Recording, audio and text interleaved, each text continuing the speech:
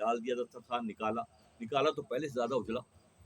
تو اس خادمہ سے لوگوں نے پوچھا کہ انہوں نے کہا تو نے آگ میں ڈال دیا اور ہم یہ دیکھ رہے ہیں کہ پہلے سے زیادہ اجلا ہو گیا. اے صحابی رسول بتائیں یہ کیا راز ہے، یہ کیا ہے جو اس نے آپ نے کہا اس نے سن لیا، آگ کو سے نکالا واپس تو اجلا ہو گیا، یہ کیا راز ہے؟ اے قربان جاؤں انس بن مالک کے ایمان پر کہ میرے آقا جب میں دعوت گھر پہ مدینہ منورہ میں کرتا تھا تو میرے دسترخوان کبھی کبھی اس دسترخوان سے اپنے آقا ہاتھ اور اپنے لعاب دہن کو صاف کیا کرتے تھے.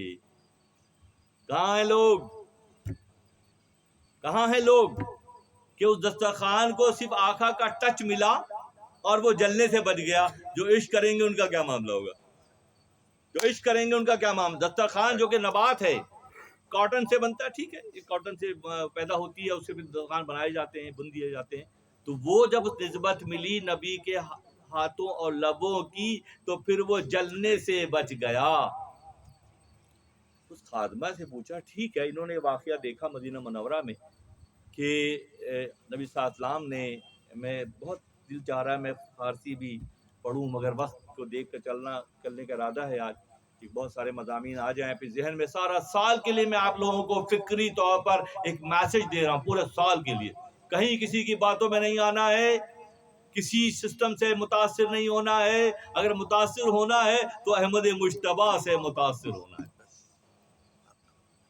ٹھیک ہے، انہوں نے دیکھا تھا مدینہ منورہ میں دعوت کرتے تھے، نبی صلی اللہ علیہ وسلم اپنے ہاتھ اور ہونٹ پوچھتے تھے. خادمہ سے پوچھا کہ تجھے اتنا یقین کیسے آ گیا کہ مجھے اللہ کے نبی کے صحابی اور اللہ کے دوستوں پر اتنا یقین ہے؟ اللہ غنی، اتنا یقین ہے کہ اگر یہ مجھے کہتے کہ تندور میں کود جا تو میں تندور میں کود جاتا، میں تندور میں کود جاتی، اور مجھے یقین ہے کہ مجھے کچھ نہیں ہوتا.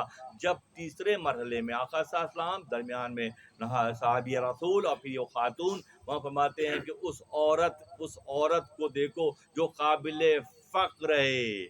بظاہر وہ عورت ہے مگر بہت سے مردوں سے بہتر ہے. اس دور کے بہت سے مفتیان ملت سے وہ خادمہ افضل ہے کہ نبی کے صحابی کے ایک اشارے پر اسے دسترخوان کو اس میں ڈالا. کہتے ہیں آپ دسترخوان کی بات کرتے ہیں، اگر یہ مجھ سے کہتے کہ تندور میں کود جا تو میں کود جاتی. اور فرماتے ہیں پھر وہ عورت کا معاملہ یہ ہے اس کے پاس دل ہے، اس کے پاس نبی کے عشق سے معمور دل ہے، اور تمہارے دلوں کی مثال اوجڑی کی سی ہے جس میں فضلہ اور کچرا جمع ہوتا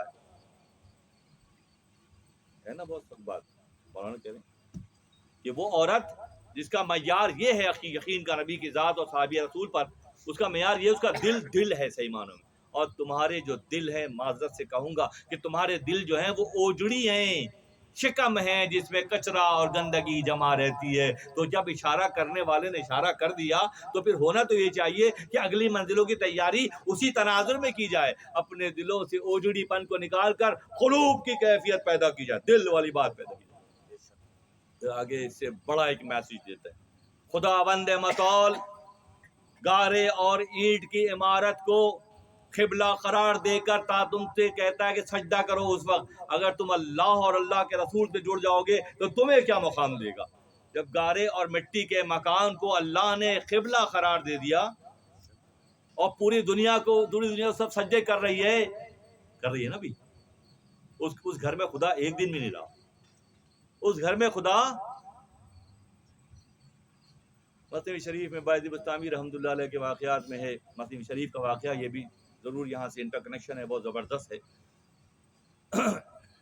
تو وہ جہاں جہاں سفر کرتے، سفر حج میں بھی، تو اس علاقے کے باطنی حاکم سے، منگو پٹ تھانے کا ایس ایچ او اور ہے، اور فیڈرل ایریا کا ایس ایچ او اور ہے، اور ناظم آباد کا S H O D C الگ الگ ہیں نا. ابھی ادارے علاقوں کے ایک سسٹم کو چلانے والے لوگ ہیں. اسی طرح اللہ کے نظام میں عالم تکوین میں بھی پوسٹنگ ہوتی ہے اور وہ اس کے نگراں ہوتے ہیں، اس پورے شہر کے، اس پورے قبضے کے، اس پورے علاقے کے. اللہ کی طرف سے متعین عالم تکوین کے نظام کے لوگ ہوتے ہیں، مردان غیب اور رجال الغیب جنہیں ہم کہتے ہیں. باعث بستامی رحمۃ اللہ علیہ جس علاقے سے گزرتے تو وہاں کے جو عالم تکوین کے نمائندے سے ملتے اور پھر آگے بڑھتے، وہاں جاتے تو ان سے ملتے. یہ ان کا معمول تھا. ایک علاقے میں پہنچے تو وہاں جب دیکھا اپنی نظروں سے تو معلوم ہو گیا کہ فلاں بزرگ اس وقت اس علاقے کے نگراں ہیں. ہمیں مصنوی ایسے ایسے اسباق اور ایسے ایسے میسج دیتی ہے کہ ہمارے لیے حیرت ہے، اس میں حیرت ہوتی ہے صرف کہ اس علاقے کے حاکم وقت عالم تکوین کے جو اللہ کا نظام چلانے والا سسٹم ہے اس کے نمائندے ہوتے ہیں. بعض بستانی کیونکہ اہل اللہ میں سے ہیں، اولیاء کاملین میں سے ہیں، تو ہر علاقے میں جاتے تو وہاں کے باطنی حاکم سے مل کر پھر آگے بڑھتے. ایک علاقے میں گئے تو دیکھا کہ بزرگ بہت ضعیف شخصیت، ملنے کا شوق ہوا، پہنچ گئے تو انہوں نے جاتے ہی پہچانا باجد کہاں کے ارادے ہیں؟ میں سفر حج پہ جا رہا ہوں. کیا سامان ہے؟ کہ یہ کچھ لنگر ہے اور کچھ درم و دینار ہیں، کچھ سفر کا سامان ہے. ان بزرگ نے فرمایا، بہت غور سے سنیے گا، جو بات سمجھ میں نہ آئے جب چاہے پوچھ لیجیے گا. بزرگ نے فرمایا باجد ایسا کرو، یہ سارا سامان ایک طرف رکھ دو اور ہمارے 7 چکر لگا کے واپس چلے جاؤ. ڈاکٹر صاحب کیا کہہ رہے ہیں، اتنا خطرناک بیان دے رہے ہیں. میں نہیں دے رہا بھائی، مثنوی شریف مولانا دے رہے ہیں کہ سامان رکھ دو اور ہمارے 7 چکر لگا کے. باجد بھی حیران ہو گئے، اتنا بڑا کامل مرد جو ہے اس کے لیے بھی ایک ہر منزل کے پر اوپر کی منزل ہوتی ہے اور ہر منزل کے بعد اوپر کی منزل ہوتی ہے. تو جو جہاں تک سفر طے کرتے ہیں جب ان کی پروموشن کا ٹائم آتا ہے تو ان کو یہ مناظر دکھائے جاتے ہیں.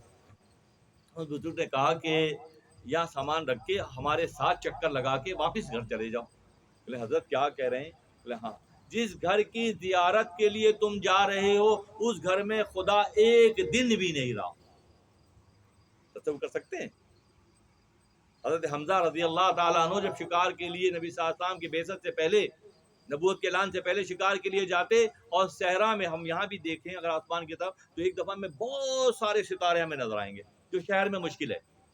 ہم جن ڈربوں میں رہتے ہیں وہاں یہ مشکل ہے، یہاں پر یہ ہوتا ہے کہ جب لے جاتے صحرا میں تو بہت دور تک سب سے چھوٹی چیز سب سے زیادہ دکھتی ہے. ہاتھ پاؤں اتنے لمبے لمبے، پیر اتنے لمبے، رانے اتنی موٹی، کولے اتنے بڑے، کچھ نہیں دیکھتے. کیا دیکھتی ہے؟ آنکھ کی پتلی دیکھتی ہے. ایک دفعہ میں آسمان کے لاکھوں ستارے دیکھ لیتی ہے. حضرت حمزہ صحرا میں لیٹ جاتے، شکار کے لیے جاتے، لیٹ جاتے اور آسمان کی طرف دیکھتے تو بے شمار کہکشائیں نظر آتی ہیں ان کو، روشنیوں کی کہکشائیں. کہتے اس زمانے میں ابھی ظاہری طور پہ اسلام قبول نہیں کیا، وہ جینیٹیکلی بہت پختہ ہیں. تو کہتے کہ کیا یہ خدا، ہمارا اللہ اس گھر میں رہ سکتا ہے جس نے سب کچھ بنایا ہے سارا یہ؟ تو اس وقت یہ سوال ان کے دل میں آتا تھا. اور پھر بعد میں اعلان نبوت کے بعد جو ہے وہ مشرف اسلام ہو گئے حضرت حمزہ. بات کہنے کی تھی کہ وہ شخص جو صاحب جنہوں نے کہا کہ سارا سامان یہاں رکھ کر واپس چلے جاؤ اور ہمارے 7 چکر لگا کے چلے جاؤ، باوجود بڑے حیران ہوئے حضرت کیا فرما رہے ہیں؟ جس گھر کی زیارت کے لیے تم جا رہے ہو وہاں خدا ایک دن بھی نہیں رہا اور میرے دل میں اس کے علاوہ کبھی کوئی نہیں رہا. میرے دل میں اس کے علاوہ، بہت بڑی بات ہے یہ.